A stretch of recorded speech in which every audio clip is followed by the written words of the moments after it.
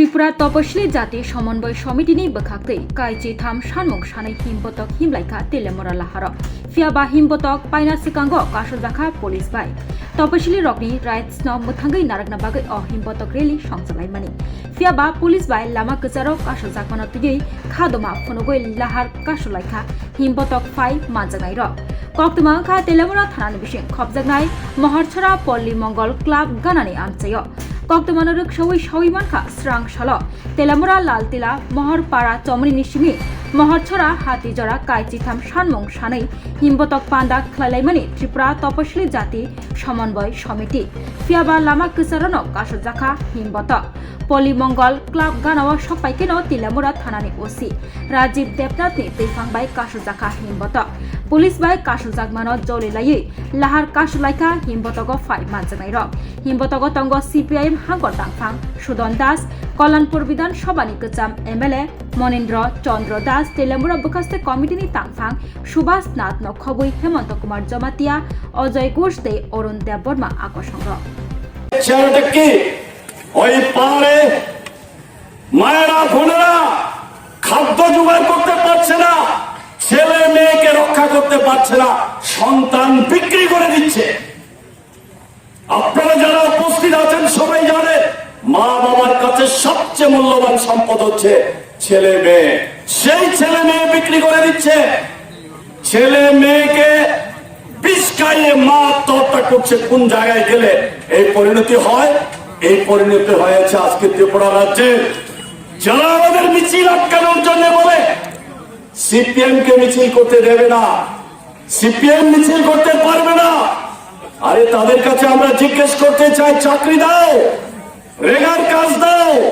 ওই যারা বন্যায় ক্ষতিগ্রস্ত হয়েছে 1,30,000 শুধু মৎস্যজীবী ক্ষতিগ্রস্ত হয়েছে, লক্ষ লক্ষ কৃষক ক্ষতিগ্রস্ত হয়েছে, সব মিলে 17 লক্ষ পরিবার ক্ষতিগ্রস্ত হয়েছে ত্রিপুরা রাজ্যে। সরকারি হিসাব হাজার হাজার ঘর বাড়ি ড্যামেজ হয়ে গেছে। তাদের সাহায্য পাচ্ছে না কেন? কে দেবে সাহায্য? এই সাহায্য দেওয়া না দিতে পেরে আমরা এই কথাগুলি যত মানুষের সামনে বলতে না পারি তার জন্য বাধা দিচ্ছে এই গণতন্ত্র। এখানকার যারা বিধায়ক কি দায়িত্ব পালন করছে? তেলিয়ামুড়াবাসীর কাছে, মোরছড়াবাসীর কাছে, কল্যাণপুরের কাছে তাদের জবাব দিতে হবে না? এইখানকার যুবকরা কেন কাজ পাচ্ছে না, চাকরি পাচ্ছে না? কেন এইখানকার রেগার শ্রমিকরা কাজ পাবে না? অন্যায় ক্ষতিগ্রস্ত যারা ক্ষতি হয়েছে তাদের ক্ষতিপূরণ দেওয়া হবে না? আমরা দাবি রাখছি ভাতা প্রাপক যারা তাদেরকে 5,000 টাকা ভাতা দিতে হবে।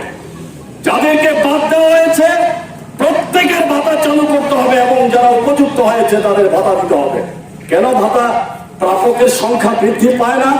বামফ্রন্ট থাকার সময় 4,19,000 ভাতা প্রাপক, এখন কেন 3.5 লাখে নেমে এসেছে? ভাতা প্রাপকের সংখ্যা কোথায়? হাজার হাজার ভাতা প্রাপকের নাম কেটে দেওয়া হয়েছে। গৃহহীন যাদের ভূমি নেই, ভূমি দিয়ে গৃহের ব্যবস্থা করতে হবে। 100 ইউনিট বিদ্যুৎ বিনা পয়সায় চালু করতে হবে, এই দাবি আমরা করছি। শুধু তাই না, আমরা দাবি করছি এই যে আজকে সমাজে পিছিয়ে পড়া অংশের মানুষ তারা কোথায় কিভাবে আছে, তাদের অবস্থা কি জানার জন্য চাঁদ ভিত্তিক জনগণনা করতে হবে। সারা ভারতবর্ষে এবং আমাদের রাজ্যে কোন অংশের মানুষের কাছে শিক্ষা কতটুকু পৌঁছেছে, সম্পদ কতটুকু পৌঁছেছে, জমি কতটুকু পৌঁছেছে, তাদের অগ্রগতি কোথায়, স্বাস্থ্যের সুযোগ কতটুকু পৌঁছেছে তা বেরিয়ে আসতে পারে একমাত্র জাত ভিত্তিক জনগণনার ভিত্তিতে। এই জাত ভিত্তিক জনগণনা হলে তফসিলি জাতি, তফসিলি উপজাতি, ওবিসি, ধর্মীয় সংখ্যালঘু, অন্যান্য অংশের বর্ণের মানুষ সকলের যে পশ্চাৎপদতা তা চিহ্নিত হবে, কারা পিছিয়ে আছে, কারা এগিয়ে আছে। তাই যারা পিছিয়ে আছে তাদের জন্য পরিকল্পনা গ্রহণ করার জন্য এই উদ্যোগগুলি সরকার গ্রহণ করতে পারবে। এই সমস্ত দাবিগুলি নিয়ে আরেকটা দাবি আমরা করছি, জনগণনার জন্য আরো বলছি সমস্ত দিক থেকে তফসিলিদের জন্য লোকসভাতে একটি আসন সংরক্ষণ করতে হবে, ত্রিপুরা রাজ্যে আসন বৃদ্ধি করে এই দাবি আমরা করছি। এই সমস্ত দাবিগুলো নিয়ে 11 দফা দাবির ভিত্তিতে আমরা গোটা রাজ্যব্যাপী আন্দোলন শুরু করেছি।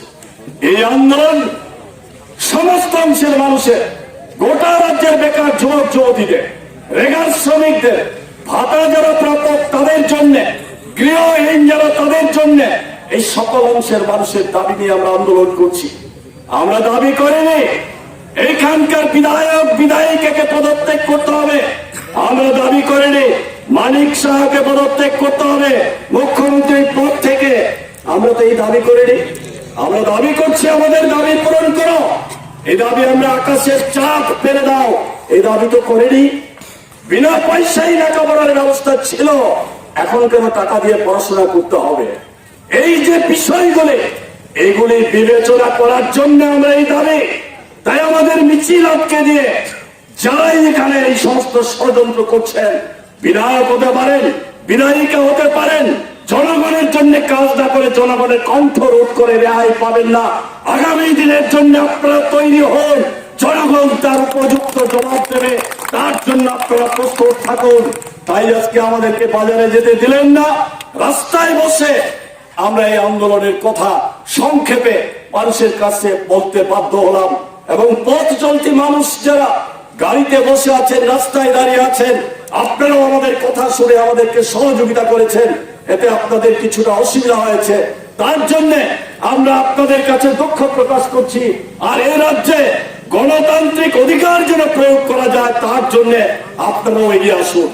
আমরা যেখানেই মিটিং করতে চাই, মিছিল করতে চাই, জনসভা করতে চাই, হল সভা করতে চাই, কোন জায়গাতেই পারমিশন দেওয়া হয় না। আমাদের এই রাজ্যে সিপিআইএম এর সম্মেলন উপলক্ষে জনসভা হবে, মাঠের দাবি করেছে, ওই আস্তাবল মাঠ দেওয়া হবে না, জানিয়ে দেওয়া হবে। কি অপরাধ?